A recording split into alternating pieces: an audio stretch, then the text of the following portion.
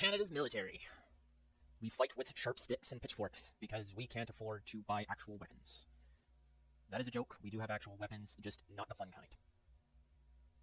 I assume. I've heard stories of stuff breaking apart, or, well, not being fixed. And I remember the time where there were reports of Trudeau buying, like, 1960 Australian...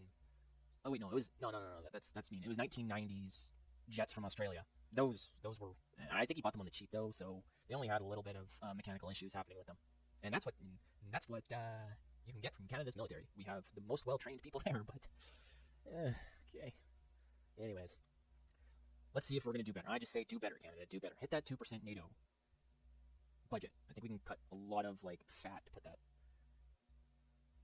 But let's continue. From the global news. One potential solution to the Canadian Armed Forces recruitment issues is simply pay people more. Says the former Chief of Defense Staff, retired General Tom Lawson. Yeah. How about the people who are putting their lives on the line? You actually pay them what they're worth. Like, you shouldn't have a former Chief of Defense Staff coming out and actually saying that. We should not be hearing that.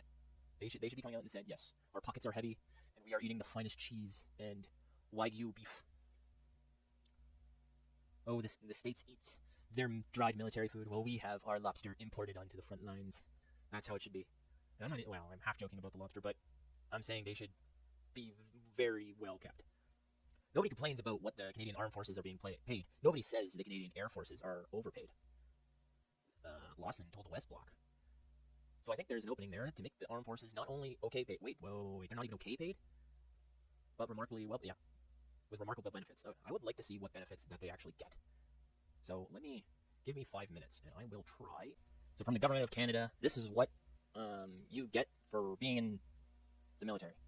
Oh, sorry. I thought that was a pop-up. Alright. Education, okay. Financial programs and services. Support for your income. Let's just go through this really fast. Oh my gosh. Okay, so yeah, no, I'm not going to go through all this. Okay, well, let's just go through what AI tells us. Alright, so military benefits from Canada.ca, because I don't want to take like an hour. Military pay, pension and benefits, military benefits, medical, dental, injury, disability, education, and leave benefits. So relocation and temporary duty benefits, and benefits after death. Okay. Well, that seems all well and good. Let's get back to it. Know how well your benefits are. Or at least to, like, what you do. Back in here. Okay, this comes on the heels of Defense Minister Bill Blair telling Stevenson that the CAF is in a death spiral over recruitment issues at Ottawa Conference on Security and Defense on Thursday.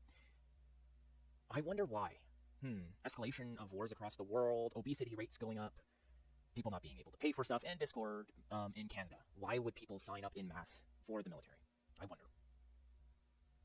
I don't think very many people want to be deployed to the Ukraine or to wherever when World War III strikes out. I'm just saying.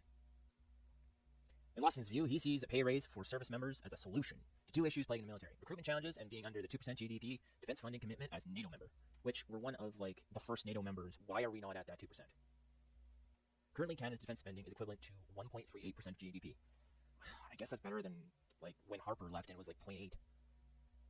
Do better, Canada. Do better. Get that up to 2%. So, Latvian Defense Minister... Oh, okay, that's... And Latvia is spending 3% of their GDP. Man, that's just sad. Not Latvia, that's sad that Canada is spending, like, less than half that.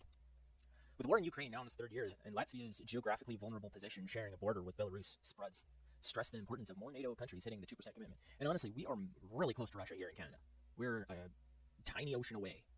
I mean, United States is sort of blocking between us and Russia. We got one little state there that I can never remember its name. But how big of a base, or how many forces can they have there? But I don't know. I think that's, like, Canada's assumption, is that the United States is right there, so we don't need to spend money on our forces. It's all about looks. It's important, they say. It's important because it shows that there's solidarity and threat assessment and understanding that are common things that we should do together actively. And of course, burden sharing is always very important. And that's in our agreement. So if you agree to something and don't meet it, there should be penalties. And I'm Canadian, so I'm saying there should be penalties against Canada for not meeting that. And I'm not even in the military. It is also about credibility. If we take commitments, we should, of course, deal with those comments very seriously. The Latvian minister adds he is encouraged by trends among NATO members to increase defense spending, saying he believes 18 to 20 of the 32 NATO member countries will reach the 2% threshold by the end of the year. Oh, and here comes our favorite Christopher Freeland is going to table. Oh, the tabling of our budget, and then we'll see. So we'll have to come back April 16th and see how much he says we're going to spend. So while Blair says Canada is committed to seeing its NATO spending commitments, he acknowledged Thursday that there are constraints by the current fiscal environment. Well, no duh. Like I said, we could put a lot of fat and meet that. Like there's a maybe Trudeau can go on like one paid vacation by the taxpayer every year, just like going one like normal people do, not like one every month and then expense it. But that's just me. And that'll add a lot to the military budget. And when you do go on work vacations, don't spend over like $500,000 on don't wine and dine. Don't buy like AAA housing to stay in for 2 days. Just look up how much we spent when our delegates went to the Queen's funeral in Britain, and the Governor General when she went to, I believe, Australia. She spent like over $1 million, and most of it on food. I don't know how you can spend $1 million on a trip, but apparently if you're the Governor General, it's possible. As a former defense chief, Lawson said it would be good to see this level of candor. Speak English, fool. Speak English. From top officials, and says a top issue to help stop the CAF from shedding members faster than it can recruit is ensuring troops have the equipment they need to do their jobs. Exactly. Your morale isn't really based on what's happening in Ottawa and strategic decisions. You need to have equipment that works and an ability to train or deploy. To ply your trade. Okay. If you can do that, you'll stay with armed forces no matter what happens in Ottawa.